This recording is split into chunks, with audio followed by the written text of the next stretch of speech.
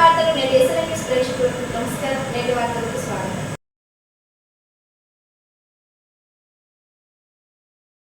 బెల్లంపల్లి నియోజకవర్గంలోని తాండూరు మండల్ కొత్తపల్లి గ్రామ పంచాయతీ పరిధిలోని పెగడపల్లి గ్రామంలో నూతన ఇందిరమ్మ ఇంటి నిర్మాణానికి భూమి పూజ నిర్వహించి నూతన ఇందిరమ్మ ఇండ్ల మంజూరు పత్రాలను 20 మంది లబ్ధిదారులకు బెల్లంపల్లి ఎమ్మెల్యే గడ్డం వినోద్ వెంకటస్వామి అందజేశారు. అనంతరం భూభారతి నూతన రెవెన్యూ చట్టం అమలులో భాగంగా నేటి నుంచి రాష్ట్ర వ్యాప్తంగా భూభారతి సదస్సు కార్యక్రమంలో భాగంగా తాండూరు మండల్ కొత్తపల్లి గ్రామ పంచాయతీలో పెగడపల్లి గ్రామంలో జరిగిన రెవెన్యూ సదస్సులో ఆయన పాల్గొన్నారు. ఈ సందర్భంగా ఎమ్మెల్యే మాట్లాడుతూ ప్రభుత్వానికి ప్రజలకు మధ్య వారధిగా రెవెన్యూ శాఖ రైతుల భూ సమస్యలను తీర్చడానికి తీసుకొచ్చిన గొప్ప చట్టం భూభారతి చట్టం అన్నారు. భూభారతి రెవెన్యూ సదస్సులో ఏర్పాటు చేసిన హెల్ప్ డెస్క్ వద్ద సదుపాయాలను పరిశీలించి రైతులు సమర్పించిన దరఖాస్తులను పరిశీలించి అధికారులకు పలు సూచనలు చేశారు. రేవంత్ రెడ్డి పిసిసి అధ్యక్షుడిగా ఉన్నప్పుడు ధరణి స్థానంలో భూభారతి తీసుకొస్తామని హామీ ఇచ్చారని, ఇచ్చిన మాట ప్రకారం భూ సమస్యల పరిష్కారానికి భూభారతి తీసుకొచ్చామన్నారు. గతంలో ఉన్న ధరణిలో అనేక లోపాలు ఉన్నాయని రాష్ట్ర ప్రభుత్వం గుర్తించి కొత్త చట్టాన్ని తీసుకొచ్చేందుకు మేధావులు, రైతు సంఘాలు అందరితో చర్చించి గత చట్టంలోని లోపాలను సవరిస్తూ కొత్త చట్టం భూభారతిని తీసుకొచ్చిందని అన్నారు. ఈ కార్యక్రమంలో RDO Harikrishna, MRO Joshna, MPDO Srinivas, సంబంధిత అధికారులు, కాంగ్రెస్ పార్టీ నాయకులు, కార్యకర్తలు, ప్రజాప్రతినిధులు, మాజీ ప్రజాప్రతినిధులు తదితరులు పాల్గొన్నారు. భూభారతి కార్యక్రమానికి పిలిపించిన మీ కొత్త ఎంఆర్ఓ జోయి కొట్టొచ్చిన కులం వాళ్ళకు 15 వచ్చినాయి. ప్రత్యేకంగా ఏంటంటే ఇది భూభారతి అనేది ఇప్పుడు దాకా ఏ ప్రభుత్వం చేయలేదు. పోయినసారి ధరణి అని పేరు పెట్టడం దాంట్లో చాలా అవకతవకలైనవి. అవి దాన్ని సరిదిద్దుకోనికే ఇప్పుడు తయారు చేస్తున్నాం. ఇప్పుడు ఏ సమస్య ఉన్నా కూడా ప్రజలకు నేను మళ్ళొకసారి రిక్వెస్ట్ చేస్తున్నా, మీ పనులు చేసుకోండి, మీరు సుఖ సంతోషాలతో ఉండండి, మేమున్న మీద మీకు హెల్ప్ చేస్తామని ఈ భూభారతిని చేసినందుకు మళ్ళొకసారి మీకు కంగ్రాచులేట్ చేస్తూ, మీకు ఉన్న స్టాఫ్కి మీరందరూ కోఆపరేట్ చేసి దీన్ని ముంగడు తీసుకుపోతారని ఆశతో అందరికీ best of luck. Happy Bhubharati. Revenue minister గారితో పాటు ప్రత్యేకంగా వాళ్ళకిద్దరికి ధన్యవాదాలు చెప్తూ ఈ భూభారతి అనే కార్యక్రమాన్ని ధరణిని తీసేసి ఒక డాక్యుమెంటేషన్ అనేది దానికి పక్కా చేసుకోనికి ఏ ఉంటాయో డబల్ రిజిస్ట్రేషన్ అయినా ఎవరికైనా కానీ వాళ్ళకి రైట్స్ కాపాడుకోనికి దొరికిన ఈ కార్యక్రమాన్ని ప్రజలందరినీ దీన్ని మంచిగా యూజ్ చేసుకోవాలి. మంచిగా యూజ్ అంటే మీరు దాన్ని ఎట్లా రైట్ఫుల్గా మీ ఇన్ఫర్మేషన్ ఇస్తారో, మీ డాక్యుమెంట్ ఎట్లా ఇస్తారో మా ఎంఆర్ఓ గారితో పాటు ఆయనకున్న స్టాఫ్ మీ అందరికీ అసిస్ట్ చేస్తారు. ఇక్కడ ఉన్నది అప్లికేషన్ ఫామ్. ఈ అప్లికేషన్ ఫామ్లో మొత్తం డీటెయిల్స్ ఉన్నాయి. మీ పేరు, మీ జన్మదినము, మీ కాస్టు, మీ భూమి ఏరియా, ఏ ఏరియాకి ఏమన్నది పక్కడబందిగా చేసుకోనికే ఈ అప్లికేషన్ ఫామ్ ఉన్నది. ఎవరికైనా ఇబ్బంది అయినా కూడా దీన్ని మీరు కావాలంటే మా ఎంఆర్ఓ గారిని అడగండి, వాళ్ళ స్టాఫ్కి అడిగితే మీకు గైడ్స్ చేస్తారు. మీకు ఎట్లా దాన్ని కరెక్ట్ చేసుకోవాలో రాపించుకున్న తర్వాత మీకు కావాలంటే ఇటువంటి కార్యక్రమాన్ని ఏ లెవెల్ దాకా పోయినా ఇబ్బంది కాకుండా చేసుకునే కార్యక్రమం కోసం ఈ భూభారతి పెట్టి ప్రజలకు ఒక సేవ కింద కావాలి. ఇక్కడ మన ఉన్న కోడ భూముల గురించి ఇప్పుడే చెప్పారు. నేను ప్రత్యేకంగా పార్లమెంట్లో కూడా మాట్లాడుతున్నాను, డిపార్ట్మెంట్లో మాట్లాడినా, నిన్ననే ఆఫీసర్లతో మాట్లాడినా. కోడ భూముల గురించి మీ దగ్గర ఎవరెవరి దగ్గర పట్టా కాయిదాలు ఉన్నాయో 20 ఏళ్ళ పైన ఉన్నోళ్ళు ఎవరెవరు చేసుకుంటుంటో దాన్ని డాక్యుమెంటేషన్ తీసి పెడితే నేను దాన్ని ప్రత్యేకంగా కోడ భూముల గురించి ప్రత్యేకంగా టేకప్ చేసే బాధ్యత నాది. మీ అందరికీ విశ్వాసం ఇప్పిస్తున్నా. ఎందుకంటే జనాలకు తెలియదు, ఒక అవేర్నెస్ రావాలి. అవేర్నెస్ అంటే దాని గురించి కనుక్కోవాలి. ఆ సబ్జెక్ట్ మ్యాటర్ గురించి మీరు కనుక్కుంటే మీకు ఒక అవకాశం దొరుకుతుంది. దాన్ని అర్థం చేసుకోండి. దయచేసి అర్థం చేసుకుంటే మా గవర్నమెంట్ తరఫు నుంచి తీసుకున్న ఏ కార్యక్రమాలైనా కానీ ప్రజలకు అందుబాటులో ఉండి ఈ సమస్యలన్నీ దూరం చేస్తూ, దాంతోపాటు ఇప్పుడు మన జీపీకి 20 మైండ్లు వచ్చినాయి. ఎందుకంటే ఇది ప్రత్యేకంగా మా అధికారులందరూ ఒక్కొక్కరు ఇంటికి పోయి సర్వే చేసి వాళ్ళకున్న భూములు చూసి, వాళ్ళకున్న లబ్ధిదారులను చూసి, వాళ్ళకి రైట్స్ ఎన్ని ఉన్నాయో గవర్నమెంట్ గైడ్లైన్స్ ఇచ్చింది. L1, L2, L3 అని. దాని లెక్క ప్రకారంగానే 20 వచ్చినాయి. దాంతోపాటు అందులో ఈ పేరు సవరణ కానీ, హద్దుల మార్పు కానీ ఎట్లాంటి ఏం ధరలు చేయలేకపోం. కానీ ఈ భూభారతి చట్టంలో అన్ని మార్పులకు అవకాశం ఉంది. అన్ని మార్పులు జరుగుతాయి. మీ భూ సమస్యలన్నింటికి పరిష్కారం లభిస్తుందనే ఉద్దేశంతో ఈ భూభారతి చట్టాన్ని తీసుకురావడం జరిగింది. ఈ భూభారతి చట్టంలో అమలులో భాగంగా ఇవాళ రెవెన్యూ సదస్సులు మంచిర్యాల జిల్లా చెన్నూరు ఎమ్మెల్యే క్యాంపు కార్యాలయంలో అర్హులైన ఇందిరమ్మ ఇండ్ల లబ్ధిదారులకు ఎమ్మెల్యే వివేక్ వెంకటస్వామి ప్రొసీడింగ్ పత్రాలను అందజేశారు.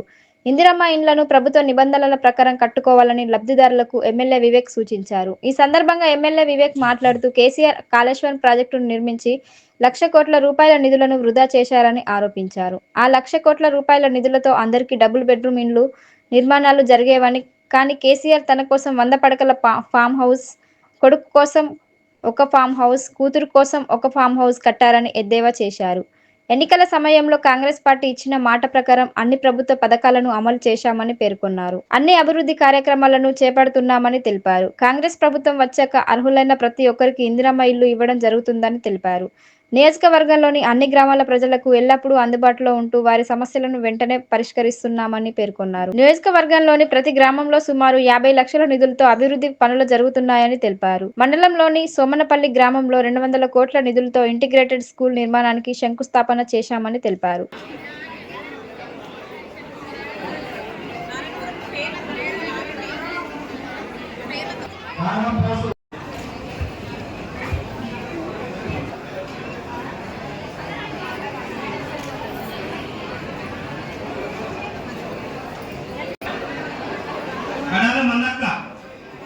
నెక్స్ట్ పిలవనా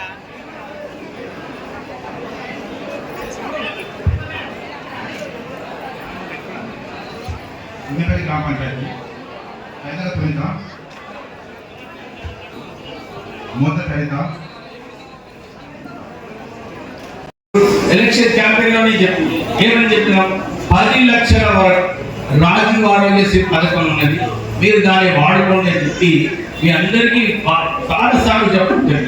మళ్ళీ కూడా కొందరు వస్తున్నారు, మేము ప్రైవేట్ సెక్టర్లో చేస్తున్న ప్రైవేట్ హాస్పిటల్ పోవద్దు, మీరు ప్రైవేట్ హాస్పిటల్కి గవర్నమెంట్ హాస్పిటల్ అయినా పోవాలి, లేకుంటే ఎక్కడైతే రాజీవ్ ఆరోగ్యశ్రీ స్కీమ్ వర్తిస్తుందో అక్కడ పోవాలి. పోయినప్పుడు మనకు ఎన్ని లక్షల వరకు ఫ్రీ ఉంటుంది, 10 లక్షల వరకు ఫ్రీ ఉంటుంది.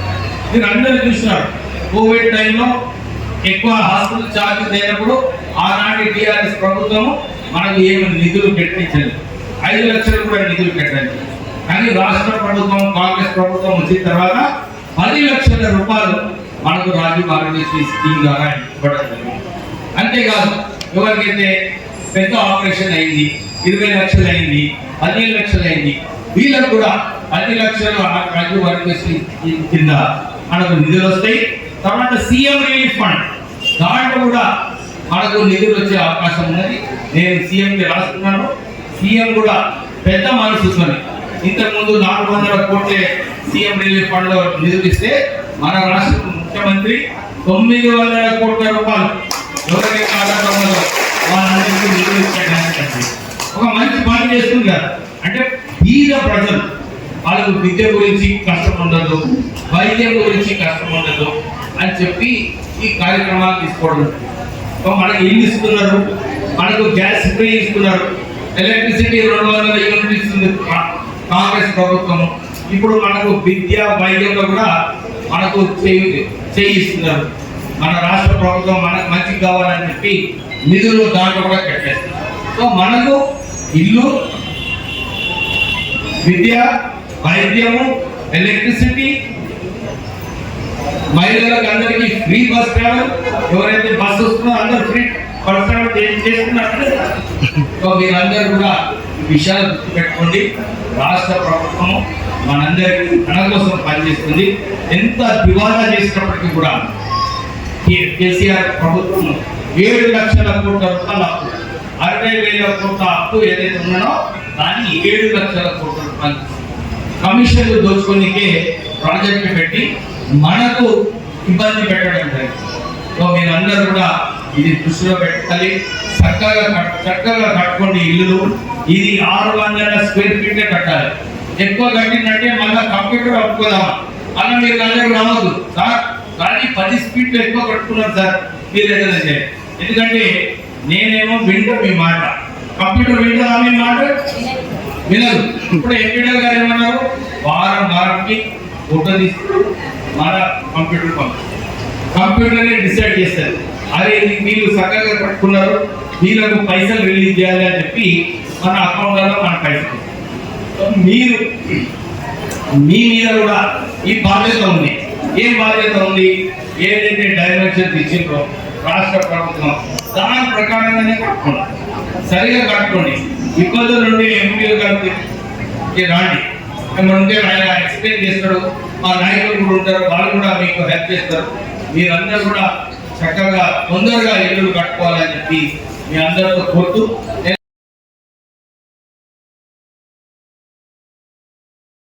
Singareni solar power plant Mandamarri వారి సౌజన్యంతో మంచిర్యాల జిల్లాలోని దండపల్లి, మందమారి మండలాల్లో ఏర్పాటు చేయనున్న 2 సోలార్ ప్లాంట్ల నిర్వహణపై SHG సెల్ఫ్ హెల్ప్ గ్రూప్ మహిళలకు అవగాహన కల్పించడానికి మందమారి పట్టణ మోడల్ స్కూల్లో DRDA ఆధ్వర్యంలో సదస్సును ఏర్పాటు చేశారు. ఈ సందర్భంగా జిల్లా గ్రామీణాభివృద్ధి శాఖ అధికారి కిషన్ మాట్లాడుతూ మంచిర్యాల జిల్లాకు 2 సోలార్ పవర్ ప్లాంట్ల దండపల్లి, మందమారి మండలాలకు మంజూరు చేయడం జరిగిందని, వాటి నిర్వహణపై మహిళా గ్రూపులకు అప్పగించడంతో మహిళలకు అవగాహన కల్పించడానికి ఈ సదస్సును ఏర్పాటు చేయడం జరిగిందని, పవర్ ప్లాంట్కు అవసరమయ్యే 3 కోట్ల రూపాయల్లో 30 లక్షల రూపాయలు నిర్వాహకులు కట్టాల్సి ఉంటుందని, 2 కోట్ల 70 లక్షలు బ్యాంకు ద్వారా రుణం ఇస్తారని, రుణాన్ని 25 సంవత్సరాల్లో సోలార్ ప్లాంట్ల ద్వారా ఉత్పత్తి అయ్యే విద్యుత్తుని అమ్మడం ద్వారా వచ్చే ఆదాయంతో రుణం చెల్లించాల్సి ఉంటుందని అన్నారు. ప్రభుత్వం ప్రస్తుతం సోలార్ ప్లాంట్ల నిర్వహణ బాధ్యతలను మహిళలకు అప్పగించిందని, అంతేకాకుండా ఆర్టీసీ ఉచిత బస్సు నిర్వహణ, పెట్రోల్ బంకుల నిర్వహణ బాధ్యతలను కూడా మహిళలకే అప్పగించిందని,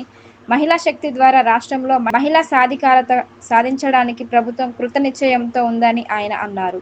ఈ కార్యక్రమంలో NPDCL divisional engineer Kaiser, TG REDCO, TM Srinivas, Singareni deputy SC Naresh, MPDCL Srinivas, MPDO Rajeshwar, జయం రెడ్డి, శ్రీమన్నారాయణ, డిస్ట్రిక్ట్ ప్రెసిడెంట్ అనిత, మహిళా సంఘ సభ్యులు, మహిళలు పాల్గొన్నారు. ఓకే అమ్మా, ఇప్పుడు మనం ఇందాక అనుకున్నట్టుగా ఇప్పుడు 1 మెగావాట్కి సుమారు 4 ఎకరాల భూమి.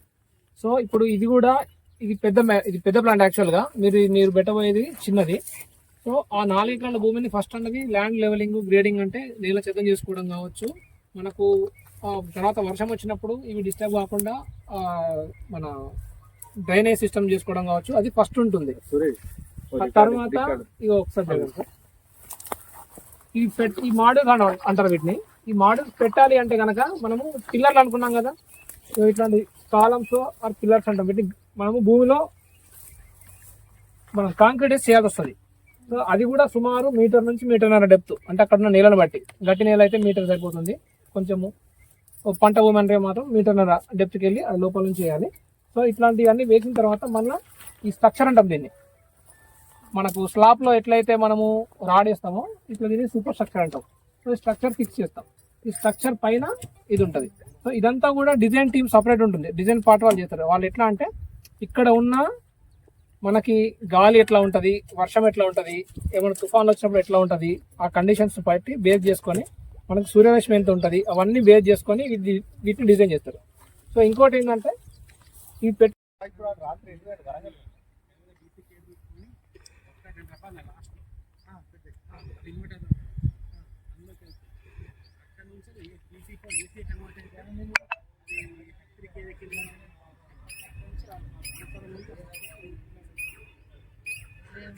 సోలార్ పవర్ ప్లాంట్ ఏవైతే మంజూరైనాయో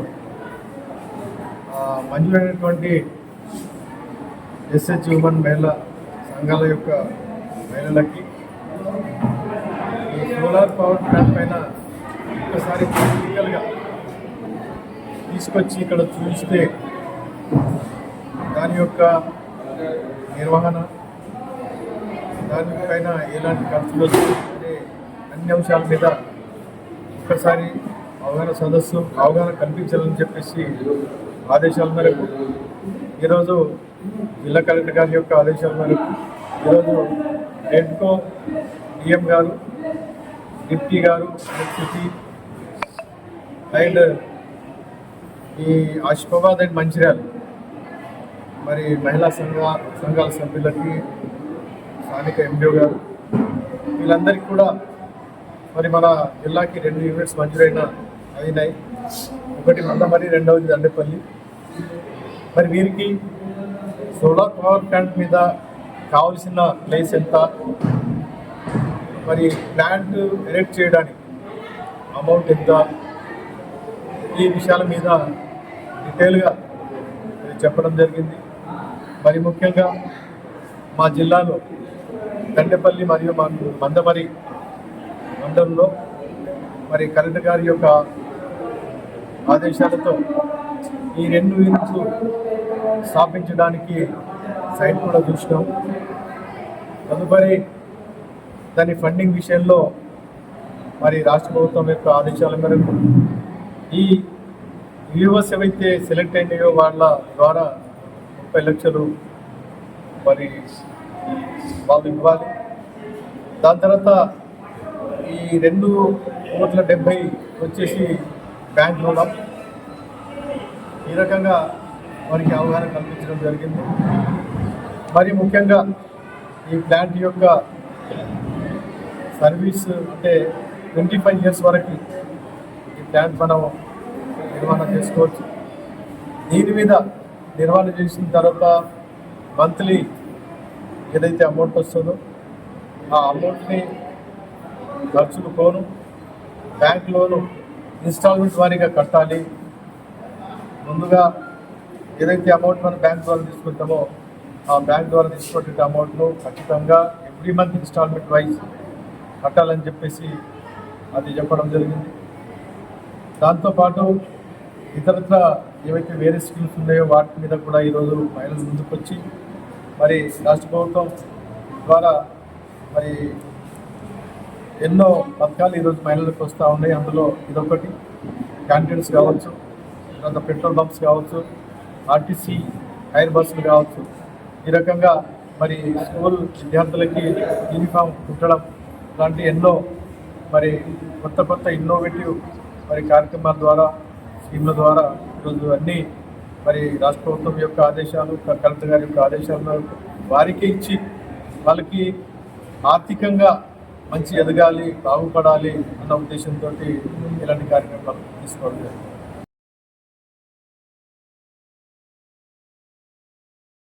మంచిర్యాల జిల్లా కోటపల్లి మండలంలోని అంతర్రాష్ట్ర చెక్పోస్ట్ అవతలి వైపు మహారాష్ట్ర పోలీస్ చెక్పోస్ట్ వద్ద తెలంగాణకు అక్రమంగా తరలిస్తున్న పశువుల అక్రమ రవాణాను మహారాష్ట్ర పోలీసులు అడ్డుకున్నారు.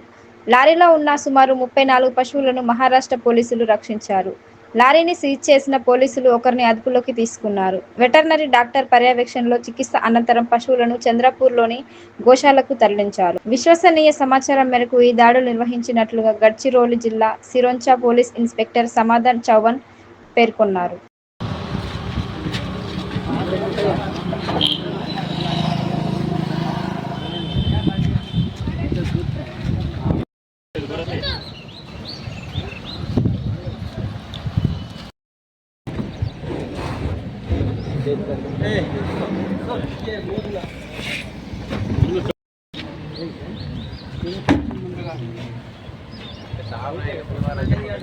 भाई मस्त नहीं एडलू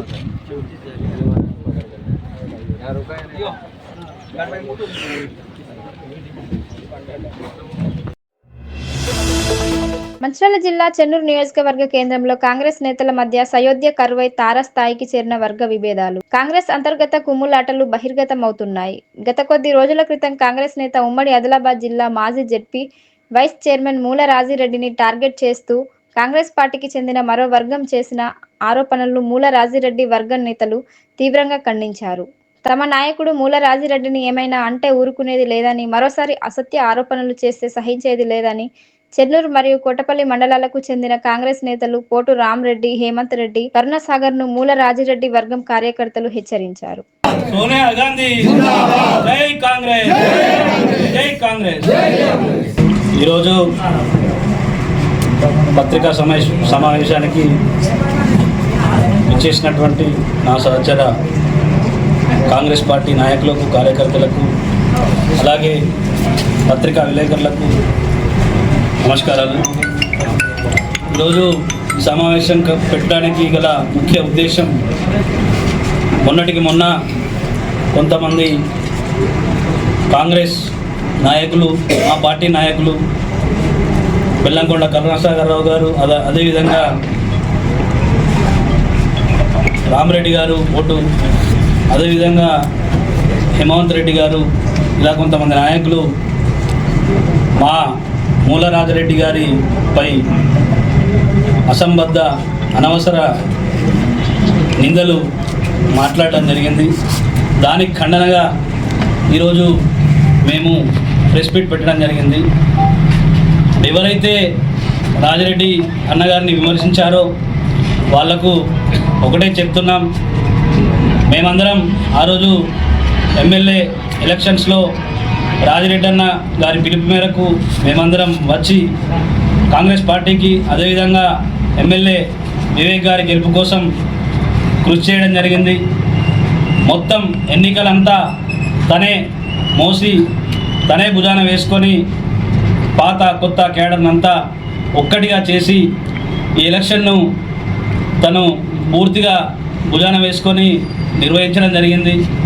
చాలామంది బెదిరింపులకు, చాలామంది ఆశ పెట్టడం, ఆ ఆశలకు ప్రలోభాలకు లోను కాకుండా చిత్తశుద్ధితోటి ఎమ్మెల్యే గారి గెలుపు కోసం పనిచేసినటువంటి మూలరాజిరెడ్డి గారిని ఈ విధంగా వ్యక్తిగతంగా దూషించడం, దూషించారో వాళ్ళ చరిత్ర ప్రజలందరికీ కూడా తెలియాలి. ఎవరైతే ఎమ్మెల్యే ఎలక్షన్స్లో కానీ ఎంపీ ఎలక్షన్స్లో కానీ వివేక్ గారికి కానీ వంశీ గారికి కానీ పనిచేయనటువంటి వ్యక్తి ఇవాళ ఎవరైనా ఉన్నారు అంటే అది కరుణాసాగర్ రావు గారు.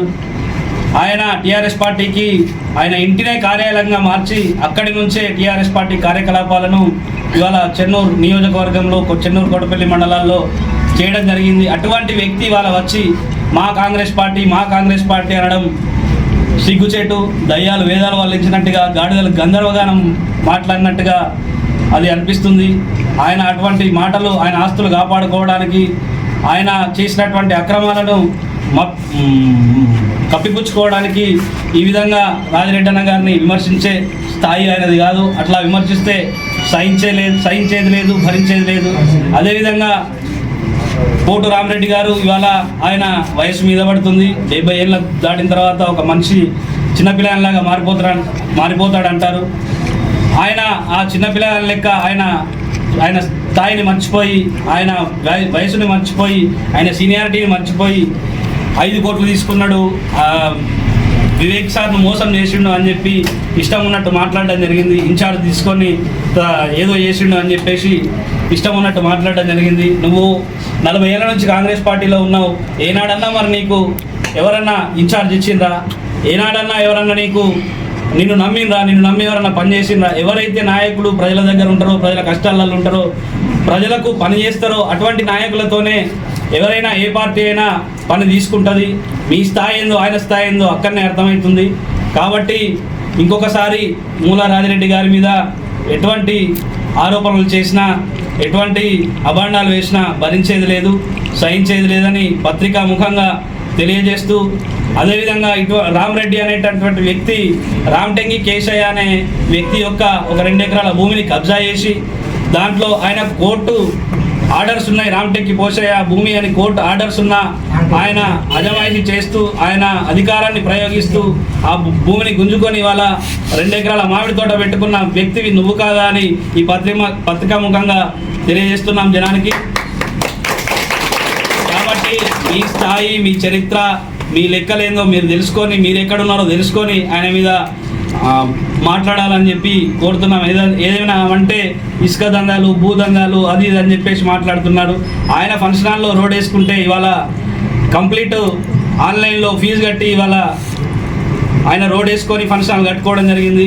అంత మంచి వ్యక్తిని మీరు అనడం మీ స్థాయికి తగదని మరోసారి ఇటువంటి వ్యాఖ్యల వెనుక ఎవరైనా బయటి వాళ్ళు ఉంటే, ఎంతోమంది వచ్చిండ్రు చెన్నూరుకు, ఎంతోమంది పోయినరు, వాళ్ళే నాశనమైనది తప్ప ఈయనకేం కాలేదు. ఇంకొకసారి ఈయనతో పెట్టుకుంటే మాత్రం మీకు చాలా నష్టం జరుగుతుందని పత్రికాముఖంగా తెలియజేస్తూ హెచ్చరిస్తున్నాను. జై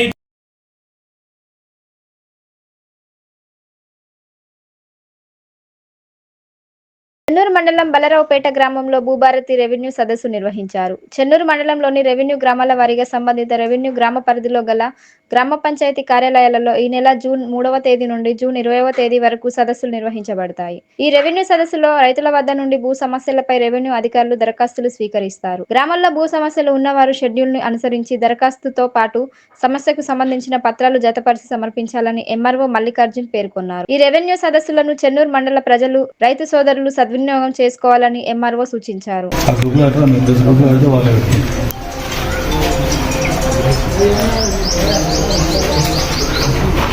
ఇప్పుడు చాలా బాగా ఉన్నావా? బందోబస్తు పట్టలేనా? లావణి పట్ట మరి లావణి పట్ట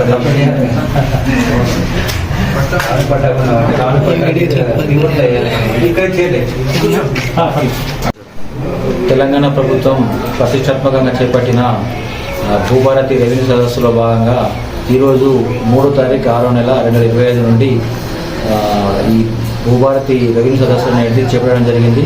చెన్నూరు మండలానికి సంబంధించేసి 3వ తారీఖు అంటే ఈ రోజు నుంచి 20వ తారీఖు వరకు కూడా గ్రామ సభలు అనేది నిర్వహించుకోవడం జరుగుతుంది. కాబట్టి చెన్నూరు మండల ప్రజలందరూ ఈ అవకాశాన్ని ఎవరికైనా భూ సమస్యలు ఏమైనా ఉంటే రెవెన్యూ సదస్సులను సద్వినియోగపరుచుకొని వారికి సంబంధించిన దరఖాస్తులందరూ కూడా గ్రామ సభలలో తీసుకురావాల్సిందిగా ఈ సందర్భంగా కోరుకుంటున్నాం.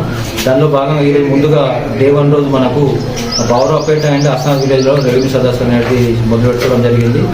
ప్రస్తుతం మనము బౌరాపేట విలేజ్లో ఉన్నాం. బౌరాపేటకు సంబంధించి ఇదివరకు 4 దరఖాస్తులు రావడం జరిగింది. సో వాళ్ళు మేజర్గా వారసత్వంగా విరాసత్ ద్వారా కోరుతున్నారు. అలాగే కొన్ని డిజిటల్స్ అయిన పెండింగ్ ఉన్న దరఖాస్తులు కూడా రావడం జరిగింది.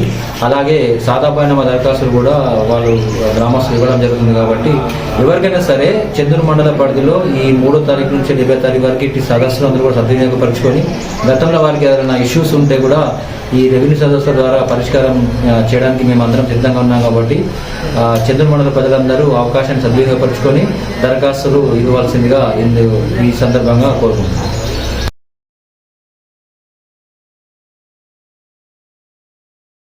అంతర్జాతీయ యోగా దినోత్సవం పురస్కరించుకొని మంగళవారం మందమారి పట్టణంలో ఆయుష్ విభాగం వైద్యురాలు డాక్టర్ నీరజ ఆధ్వర్యంలో యోగా పట్ల అవగాహన యోగా వాక్ నిర్వహించారు.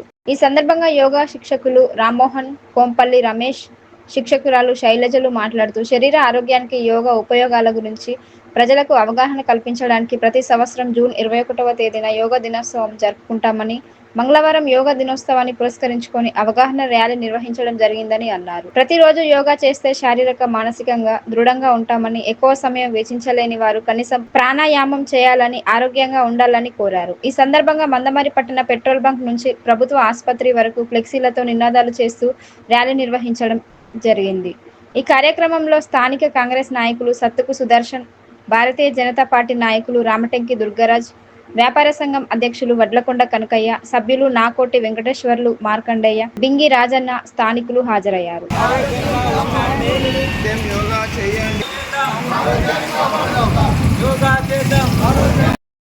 రాబోయే కాలానికి కూడా అత్యంత అవసరమైనది యోగా.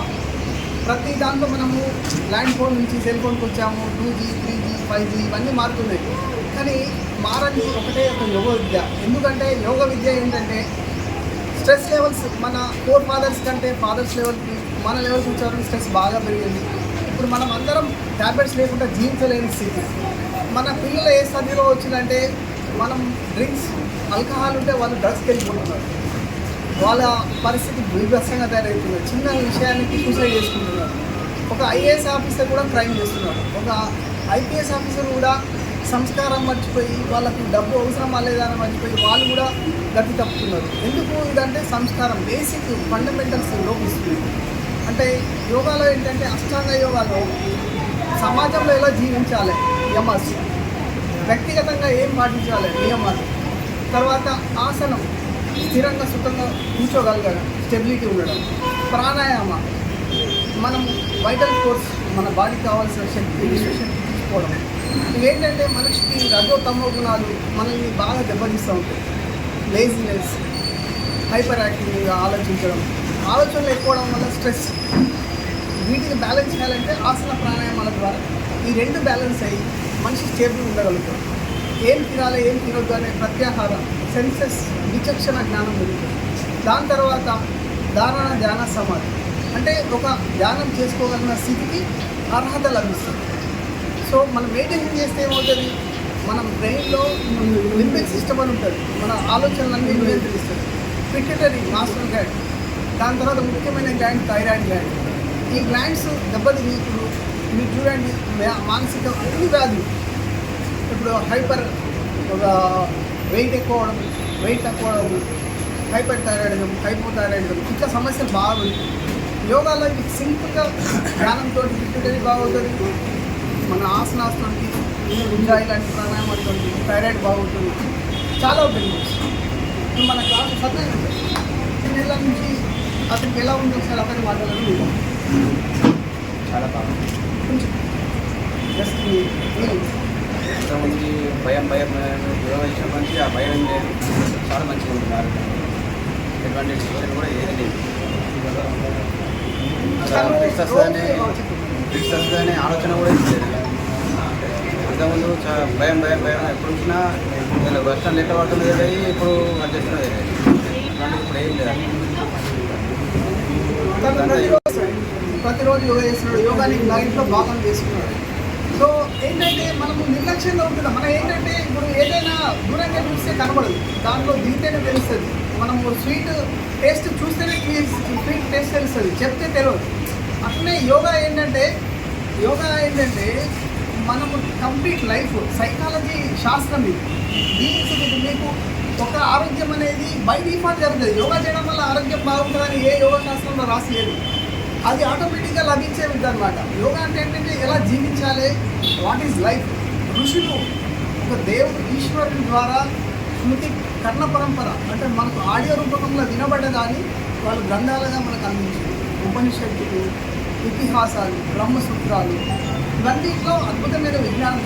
మనం ఏంటంటే అది తెలియకపోవడం వల్ల మనం ఏం చేస్తున్నామంటే ఒక పేరెంట్స్గా మనకు కూడా అర్హత లేదు. పిల్లల్ని ఎలా పెంచాలో మనకు తెలియదు, పిల్లలకి ఏం చెప్పాలో మనకు తెలియదు. ఓకే అయిపోయింది. ఇప్పటికైనా కూడా కొంత పరిగెత్తడం ఆపి ఏంటి మన ఋషులు ఏం చెప్పిండు, యోగా అంటే ఏంటి, లైఫ్ అంటే ఏంటి, కొంచెం దాన్ని స్టడీ చేద్దాం. ఆటోమేటిక్గా మన ఆరోగ్యం బాగుంటుంది, కుటుంబంలో సంబంధాలు బాగుంటాయి. డైవర్స్ లాంటివి కానీ కళ్యాణంలో విస్తృతంగా ప్రచారం జరగాలి, విస్తృతంగా యోగా గురించి ప్రజల్లోకి వెళ్ళాలనే ఉద్దేశంతో ఈ ప్రోగ్రాం పెట్టడం జరిగిందండి. సో దీనికి మన రమేష్ సార్ ఆయనకి యోగా అంటే ఎంతో ప్రీతి ఇష్టం కాబట్టి ఎంత చేయగలిగినారు. లేకపోతే అంటే అది మనసులో నుంచి వస్తే చేయగలుగుతామండి. ఏదైనా పని సాధ్యపడుతుంది అంటే అది మనసులో నుంచి రావాలి. సో ఆ సార్కి యోగా పట్ల అంత ఇష్టం ప్రీతి ఉంది కాబట్టి, అంకితభావం ఉంది కాబట్టి ఆయన చేయగలిగినారు. ఈరోజు మిమ్మల్ని అట్లీస్ట్ గ్యాదర్ చేయగలిగినారు ఇక్కడ ఈ రోజున. సో ఇది విజయవంతం అని అనుకోవాలి. ఒక 2 కిలోమీటర్స్ వద్దు, ఒక 500 మీటర్స్ టు 1 కిలోమీటర్ ర్యాలీ చేద్దామండి బ్యానర్స్ పట్టుకొని. సో దట్ మనం అట్లీస్ట్ వాక్ చేస్తూ ఉంటే చూసి మన ప్రజల్లో దీని గురించి కొంచెం అవగాహన వస్తుందని మనం ఆశిద్దాం. హాల్ ఇక్కడ మనం ఒక హాల్లో రామ్మోహన్ సార్ నేను ఇక్కడ అపాయింట్ అయినాం అన్నప్పుడు కూడా మనం రమేష్ సార్ సహకారంతో మనం ఇక్కడ అప్పుడు కూడా మీటింగ్ కండక్ట్ చేసుకున్నాము. అప్పుడు కూడా మన వాళ్ళందరూ వచ్చారు. రేపటి నుంచి వస్తామమ్మా, మా ఇంట్లో వాళ్ళని పంపిస్తామమ్మా అనేసి అని అన్నారు. అప్పుడు అన్నారు, ఈరోజు అంటున్నారు. కానీ ఒకసారి ఒక 1 మంత్ అట్లీస్ట్ ఒక 1 మంత్ ట్రై చేయండి. మేము చెప్పడానికి ఇక్కడ మేము సిద్ధంగా ఉన్నాం, కానీ జనాలు ఎవ్వరు రావట్లేదు. ఇది ఎట్లా ఉంటుందంటే చాలా బాధాకరంగా అనిపిస్తుంది. అంటే మేము వచ్చి ఇక్కడ కూర్చొని ఎవరు రాకుండా కూడా మేము ఒక 45 మినిట్స్ ఒక 1 అవర్ ఇక్కడ కూర్చొని వెళ్తూ ఉంటే, అంటే మేము కూర్చోకపోయినా మేము ఒక ఫోటో పెట్టుకుని మేము ఏం చేసినా కానీ మాకు శాలరీస్ వస్తాయి. కానీ తీసుకున్న దానికి న్యాయం చేయాలనేది మా యోగా వాళ్ళకి మనసులో ఒకటి ఉండిపోతుంది. ఇప్పుడు చూడండి, రమేష్ సార్ ఎక్కడ మాట్లాడినా కానీ నేను చాలా మట్టుకు సార్ని గమనిస్తే యోగా చేయండి, మీకు యోగా ఒకవేళ మీకు యోగా వల్ల కాకుండా ప్రాణాయామాలు చేయండి, మీ బాడీ డే మొత్తం మీకు ఒక ఎనర్జీ జనరేట్ అవుతుంది అని చెప్పే ప్రతి పదం కూడా ఆయనకు లోపటి నుంచి వస్తూ ఉంటుంది. అట్లా ప్రతి మనిషికి కూడా కొంచెం మనం ఇన్నర్గా ప్యూరిఫికేషన్ అవ్వడం వల్ల ఏమవుతుందనంటే మనం బాగుంటే సొసైటీ బాగుంటుందండి. కానీ ఒకరోజు నాకు బాధాకరమైన విషయం ఏంటంటే, నేను మంచిర్యాల వెళ్తా ఉన్నాను, సడక్కన కింద పడిపోయాడు. అరే ఏంది ఏమైందని చెప్పి బండి అక్కడ పడేసి ఒకటే ఉరుకుడిపోయి పట్టుకొని దాని లేకుండా అందరూ ఆ పనులు దుకాణంలో వచ్చిండ్రు. అరే తాళం చేతులు తీసుకుంటే చేతిలో పెట్టి ఏంటి పరిస్థితి అంటే ఫిట్స్ వచ్చింది. నేను ఒక 1 వీక్ బాధపడ్డాను, ఎందుకంటే చక్కటి మనిషి పిల్లగాడు. ఈయనకి ఈ వయసులో రావడం ఏంటిది, భార్య పిల్లలు పట్టుకొని ఊరు వెళ్తాడు, ఇంకెక్కడికో వెళ్తాడు, ప్రయాణం చేస్తాడు. ఆ సమయంలో ఏమన్నైతే వాళ్ళు ఎంత బాధపడాలి, ఇబ్బంది పడాలని టెన్షన్ బాధపడి ఈయనకి ఎట్లయితే బాగుపడుతుంది అనే టైంకు రమేష్ అన్న ఒక మార్గం చూపించింది. రమేష్ భాయ్కి నేను ధన్యవాదాలు చెప్తాను. నిజంగా కూడా నేను పిలిపించి రమేష్ అన్న ఒక యోగా సెంటర్లో ఈ శిక్షణ ఇప్పిస్తాడని నాకు తెలియదు. కానీ అటువంటి వ్యక్తి ఈరోజు సంతోషంగా ఉండి మరి మిడిల్ ఫ్యామిలీకి చెందినటువంటి వ్యక్తి ఆరోగ్యంగా తయారై ఫిట్స్ రాకుండా, ఇబ్బందులు రాకుండా, ఎటువంటి పరిస్థితి లేకుండా చక్కగా టైం గడుపుతూ ఈయనను ఆదర్శంగా తీసుకోవాలి, ఈయన శిక్షణను ఆదర్శంగా తీసుకోవాలి, డాక్టర్లు ఆదర్శంగా తీసుకొని మనం అందరం కూడా తయారు కావాలి. ఎందుకంటే రమేష్ భాయ్ చాలా చక్కటి మనిషి. వ్యక్తి కోసం చెప్తాడని కాదు, మరి ఎవరైతే మనకు విద్య చెప్పిన సార్కి ఎట్లయితే మనం చెప్తామో, మరి మనకు ట్రీట్మెంట్ ఇచ్చిన డాక్టర్ల కోసం ఎట్లయితే చెప్తామో, తల్లిదండ్రులు ఎట్లయితే గౌరవిస్తామో, ఈరోజు ప్రతి ఒక్కరికి కూడా కుటుంబంలో తల్లిదండ్రి గురువు దైవంలాగా ఎమ్మడుండి కొంతమంది అసహించుకున్న సందర్భాలు రమేష్ భాయ్ వాళ్ళు కలిసినప్పుడల్లా ఇది చేస్తే బాగుంటుంది భయ్యా, ఇది చేస్తే బాగుంటుంది భయ్యా అంటే కొంతమంది అసహించుకున్న సందర్భం ఉన్నోళ్ళు వాళ్ళు యోగా సెంటర్కి వచ్చి ఈరోజు రమేష్ అన్నను కాదు అభినందించినటువంటి వ్యక్తులు ఉన్నారు. నేను కూడా చాలామందికి చెప్తుండే, మనం ఈ చెడు అలవాటు బంద్ చేసుకోవాలి, ఈ అనవసరమైన బంద్ చేసుకొని మనం డబ్బులు సంపాదించుకోవడానికి, ఆరోగ్యం బాగు చేసుకోవడానికి డబ్బులు ఎట్లా సంపాదించడం టెన్షన్ పెట్టుకోవద్దు. ఏది అవసరం లేదు, మనం బ్రతకడం కోసం, మన పిల్లల్ని బ్రతికించుకోవడం కోసం మనం సంపాదించుకుంటే చాలు. ఆరోగ్యం కాపాడే కోసం లక్ష్యాలు అవసరం లేదు. మనం యోగా సెంటర్కి వచ్చి యోగా చేసుకుంటే మనం అందరం బాగుంటాం, మనల్ని చూసి ఇంకా కొంతమంది బాగుపడతారు అని చెప్పడం జరిగింది. కేంద్ర రాష్ట్ర ప్రభుత్వాలు కూడా ఈ యోగా సెంటర్లను వాళ్ళకు ప్రోత్సహిస్తూ సహకరించినటువంటి సందర్భాలు ఉన్నాయి. నేను కూడా చెప్తా ఉన్నా, నేను కూడా ఒక ఆకర్షితుడినే వైజాగ్కు. నేను కూడా ఏదో ఒకరోజు నాకు ఇప్పుడున్న పరిస్థితులలో ఎమ్మెల్యే గారు గెలవడం వల్ల కొంచెం ఇబ్బంది ఉన్నది. కానీ తక్కువ టైంలో నేను నా భార్య పిల్లలు కూడా తీసుకొని వస్తా. ఇంకా చాలామందిని కూడా నా మిత్రులను నేను రమేష్ అని చెప్తే ఎట్లయితే తింటారో నేను చెప్తే కూడా కొంతమంది వినేవాళ్ళు ఉన్నారు. వాళ్ళని కూడా పిలిపించి ఇది మందమల్లనే ఈ మంచిర్యాల జిల్లానే పెద్ద యోగా సెంటర్ లాగా తయారు చేయడానికి నేను స్థాయి చెప్తున్నా, ఖచ్చితంగా సపోర్ట్ చేస్తా. నేను చెప్పనని చెప్తా, చెప్పిందంటే ఖచ్చితంగా అదొక పనిగా వెంబడిపడి చేస్తా. కనకన్నకు తెలుసు, అందరికీ తెలుసు. నేను కూడా అందరి మనిషిని. నాకు కూడా రమేష్ అన్నను మనం ఆదర్శంగా తీసుకొని నాకు ఛాయ్ అలవాటు లేదు, పాన్ అలవాటు లేదు, సిగరెట్ అలవాటు లేదు, నాకు మందు అలవాటు లేదు, నేను మటన్ చికెన్ తినా. చివరిగా ఇంకొకటి ఒక త్యాగం ఏం చేసిందంటే 5 సంవత్సరాలు నేను రైస్ బంద్ చేసి వాకింగ్కి వెళ్ళడం రావడం ఇవన్నీ చేయడం. నేను 104 కేజీలు ఉన్నోని 27 కేజీలకు వచ్చిన. ఇప్పుడు రమేష్ అన్న కోఆపరేషన్ తోటి ఇంకా ఆరోగ్యంగా మంచిగా ఉండగలుగుతాననే నమ్మకం నాకు కలుగుతుంది ఇక్కడికి వస్తే. కాబట్టి ప్రతి ఒక్కరూ ఈ యోగా వారోత్సవాలకు అందరూ పాల్గొనాలి. ఈ పాల్గొని అందరూ సహకరించి మీ ఆరోగ్యాన్ని కాపాడుకోవాలి. మేడం వాళ్ళకు ఉద్యోగాలు ఉన్నాయి, వాళ్ళ బ్రతుకులు బ్రతకచ్చు. కానీ మన కోసం తాపత్రయపడుతున్నట్టే వాళ్ళని గుర్తించుకొని వాళ్ళ శ్రమను మనం గుర్తించాలి. రమేష్ అన్న వ్యవస్థాపకుడు, మరి వీళ్ళందరూ కూడా వ్యాపారవేత్తలు కౌంటర్ మీద కూర్చుంటేనే 4 పైసలు వస్తాయనేటువంటి పరిస్థితుల్లో కూడా వదిలిపెట్టుకొని ఇక్కడికి రావడం జరిగిందంటే వాళ్ళని అభినందించాల్సిన అవసరం ఉన్నది. కాబట్టి మనమందరం దీన్ని మనం కుటుంబంలాగా తీసుకొని దీన్ని మనం ఒక సంస్థను ఏర్పాటు చేయడానికి అందరం శాయశక్తిగా కృషి చేయాలని నాకు